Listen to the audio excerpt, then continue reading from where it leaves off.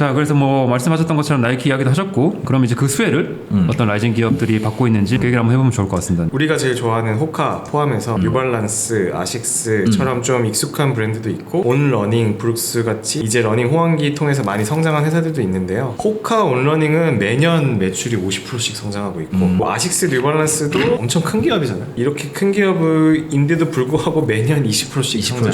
뉴발도 한 번도 안 사봤는데 러닝화가 많아요. 엄청 많지. 다 있어. 많아요. 다 있어. 많아. 저는 뉴발은 어떤 느낌이냐면 그냥 일상화? 그냥 아니, 보통 데일리화? 근본 중에 근본. 아 그래? 아 진짜 뉴발란스도 오래된 회사지. 온러닝 요새 온러닝이 제일 뭔가 핫하고 생소한 것 같은데 본인이 지금 신고 있잖아. 이거 온러닝이구나. 근데 잠실 롯데백화점 가니까 있던데? 어떤 동기로 사게 되신 거예요? 온이라는 게 요새 제일 핫하다는 거는 알고 있었어요. 근데 뭐 한국에 매장이 없다면서요. 그래서 뭐 엄청 살 방법도 없고. 근데 아, 그래? 롯데백화점 가니까 요새 러닝 편집샵이 있더라고. 신어봤어. 편해. 그래서 샀어. 그냥. 아 진짜. 그걸로 달려? 신고? 아니 달리지는 않아. 달릴 때 호카. 그러니까 일상화로 단 거, 일상화로. 일상화. 피디님도 온이네. 온러닝이야? 온이야 제. 아, 진짜? 근데 뭐 제가 적극적으로 크림이나 이런 데서 사지는 않아서 근데 오프라인 매장이 있길래 신어봤는데 제 사이즈도 있고 가격대가 그렇게 비싸진 않나요, 거기?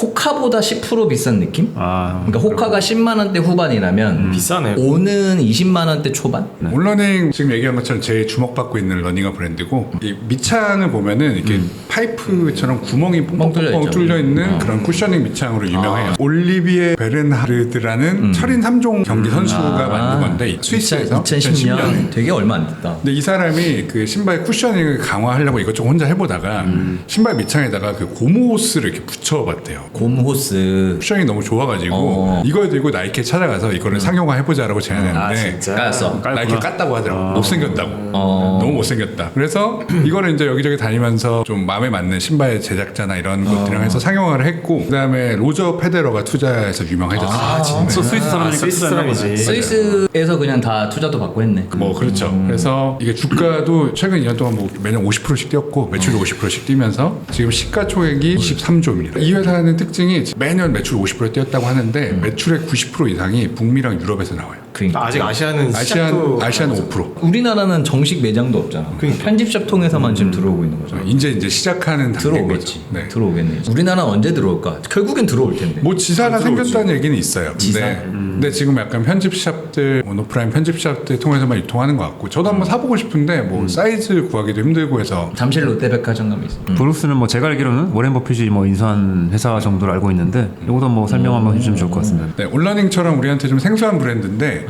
여기는 북미 이 러닝화 시장, 퍼포먼스 러닝화 시장 점유율이 1위라고 1위야? 하더라고요. 21%. 그래서 저도 이것저것 알아보다가 이 1위에서 또 눈이 가더라고요. 이거 뭐야? 막 광고 떠서 뭐지? 보다가 1위 보고 약간 눈이 갔고 이게 발목에 돌아가는 현상을 잡아주는 안정화 라인업이 제일 유명하다고 하더라고요. 제가 평발이거든요. 평발인지도 몰랐어요. 스캐닝하는 걸 스캐닝 평발이라고 하더라고요. 평발들이 신기 좋은 안정화 라인업이라고 해서 한 켤레 샀고 그래서 이 회사는 뭐 1914년에 미국에서 만들어진 브랜드고 뭐 몇 번 손이 바뀌었어요. 사모펀드가 샀다가 뭐 왔다 갔다 하다가 2000년대 초반에 워렌 버핏의 버크셔 해서웨이 자회사 중에 한 곳이 여기를 인수했고 이제 계속 꾸준히 성장하니까 2011년에는 독립 자회사로 이렇게 변경을 해서 버크셔 해서웨이의 자회사로 변경되었습니다. 뭐 비상장사라고 해서 시가총액은 추정이 어려운데 버크셔에서 인수했을 때는 6억 불 수준에 인수했 7, 8천억 정도 7, 8천억. 산 거죠. 한국에서는 삼성물산이 2018년부터 유통을 했고요. 이때 인수 제안을 했다고 하더라고요. 브룩스를 인수를 제안했는데 인수는 거절당했다고 하고 그때 당시에 이제 브룩스를 한국에 들어오는 거를 하셨던 분이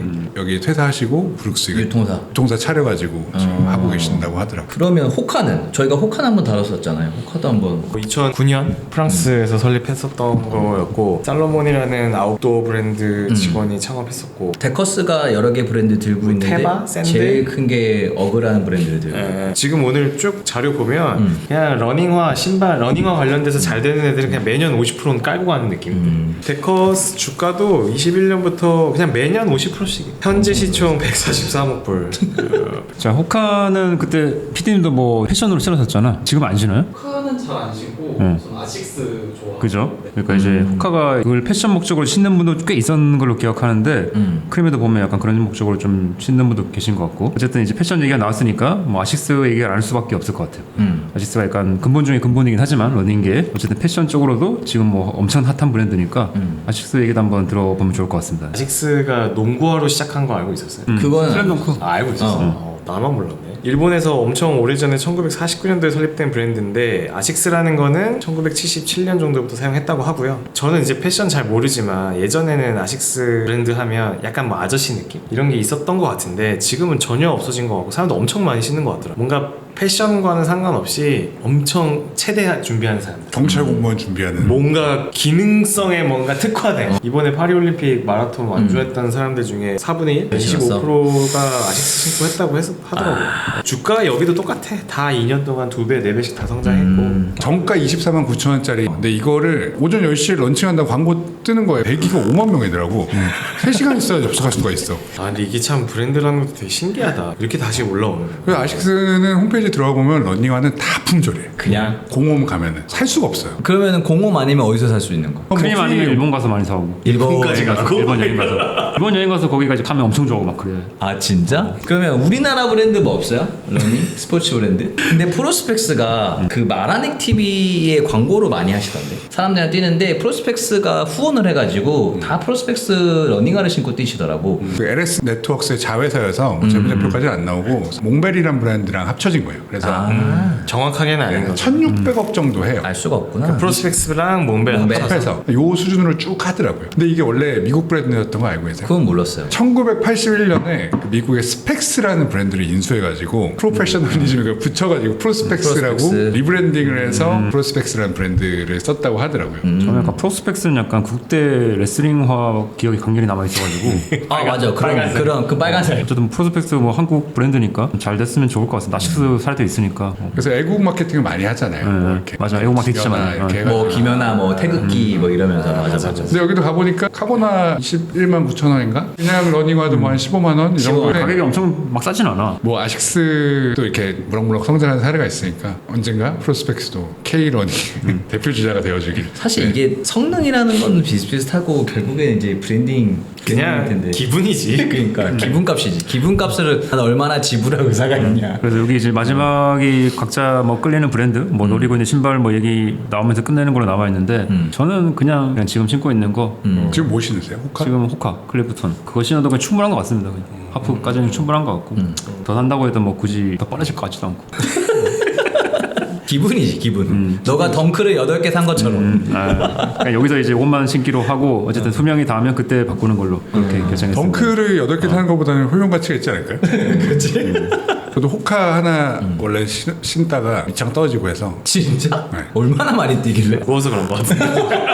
무거워서 그러면 600kg 쪘더라고요 누적으로. 아. 그걸 바꿔야 돼요. 제가 알기로는 400인가 500 정도 500kg가 그거래. 그 500kg? 쿠션의 수명이라는데. 아 진짜. 그래서 저는 무게도 많이 나가니까 그냥 아스팔트를 그냥 맨발로 뛰는 게 쿠셔닝이 없어졌어요. 그러니까. 근데 오늘 한번 사보고 싶긴 해요. 잠실 롯데감이 있습니다. 저는 그거보다 그냥 궁금하긴 해요. 이제 과연 나이키 아디다스는 어떻게 이 위기를 극복할 것인가.